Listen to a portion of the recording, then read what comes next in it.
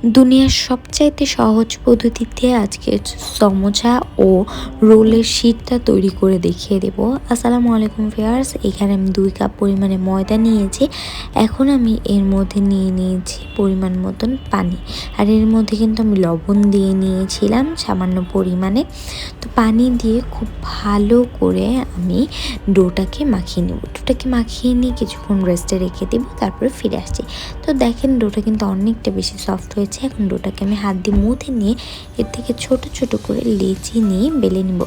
এভাবে ছোট ছোট করে লেচি নিতে হবে, কিন্তু বেশি বড় করে লেচি নিলে কিন্তু সমোসার শীটটা পারফেক্ট হবে না। আর সামনেই যেহেতু রোজা, আপনারা কিন্তু এরকম সমোসার শীট তৈরি করে রেখে দিতে পারেন ডিপ ফ্রিজে।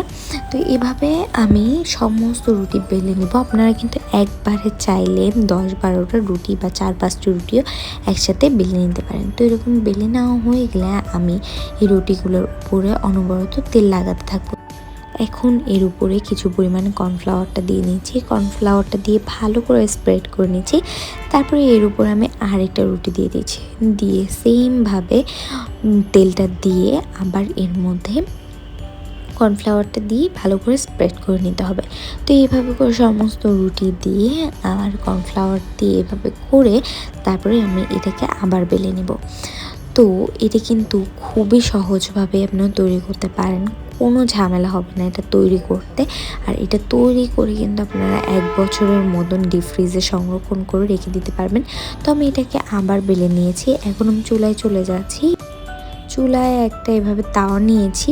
এই তাওয়াটা যখন গরম হবে তখন এর উপর রুটিগুলোকে দিয়ে দিচ্ছি। আর এটা কিন্তু বেশিক্ষণ ছেঁকা যাবে না, 30 সেকেন্ডের মতন ছেঁকে নিতে হবে। এটা দেখবেন কিন্তু তাপ দেওয়ার সাথে সাথে এটা একটার উপর থেকে একটা খুলে আসছে, তখন এভাবে কিন্তু এটা তুলে নেবেন। আর দেখেন এরা কতটা বেশি পারফেক্ট হয়েছে।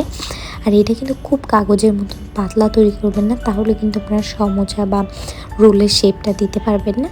তো এভাবে করে তৈরি করে নিয়েছি সমস্ত শীটগুলো। আর শীটগুলো তৈরি করার পরে দেখবেন কি হাতের তালুটা দেখা যাচ্ছে হাতে নিলে। তো এভাবে করে তৈরি করে নিলাম। তো আজকের এই শীটের রেসিপিটা কেমন হয়েছে অবশ্যই কমেন্টস করে জানিয়ে দিবেন। ভালো লাগলে একটা শেয়ার করে দিবেন। আর অবশ্যই এই সবচাইতে সহজ পদ্ধতিতে শীটগুলো তৈরি করেই বাসায় সংরক্ষণ করে রেখে দিতে পারেন। আর এই শীটগুলো হচ্ছে কতটা বেশি পারফেক্ট হয়েছে সেটা কিন্তু এভাবে হাতে নিয়ে আমি ভাঁজ করে দেখিয়ে দিলাম। তো এভাবে করে আমি 4 সাইডটা কেটে নিয়েছি।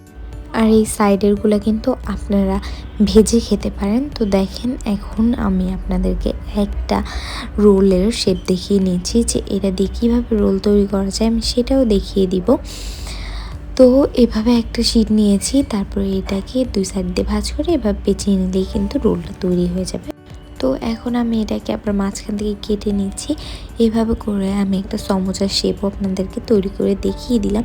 তো এই রেসিপিটা কেমন হয়েছে কমেন্টস করে জানিয়ে দিবেন। ভালো লাগলে একটা শেয়ার করে দিবেন। এই পর্যন্ত সবাই ভালো থাকবেন, সুস্থ থাকবেন। আল্লাহ হাফেজ।